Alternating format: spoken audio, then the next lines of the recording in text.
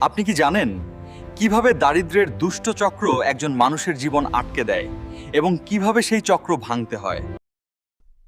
দারিদ্র্যের দুষ্ট চক্র ভিশিয়াস সাইকেল অফ পভার্টি কোনো একজন ব্যক্তির এককভাবে প্রচার করা ধারণা না, তাই নির্দিষ্ট কোনো প্রবক্তা নেই। তবে অর্থনীতিতে এই ধারণাটি সবচেয়ে পরিষ্কারভাবে ব্যাখ্যা করেছেন র্যাগনার নার্কসে। তিনি দেখিয়েছেন কিভাবে কম আয়, কম সঞ্চয়, কম বিনিয়োগ, কম উৎপাদন, আবার কম আয়, এই চক্রে মানুষ আটকে থাকে। এক ছিল ছোট্ট এক গ্রাম। সেই গ্রামে থাকতো এক দরিদ্র ছোকরা। তার নাম ছিল রহিম। রহিমের বাবা ছিল দিনমজুর। সারাদিন খেটে যা আয় করত তা দিয়ে কোনো মতে চলত তাদের সংসার। রহিমের খুব ইচ্ছা ছিল পড়াশোনা করে বড় মানুষ হবে, কিন্তু দারিদ্র্য তার স্বপ্নের পথে বড় বাধা হয়ে দাঁড়ালো।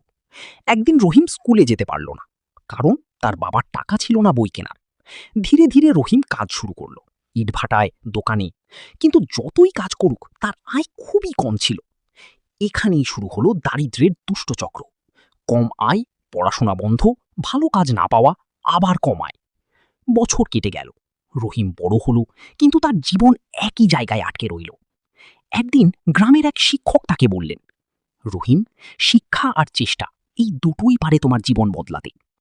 সেই দিন থেকে রহিম রাতে কাজের ফাঁকে পড়াশোনা শুরু করল।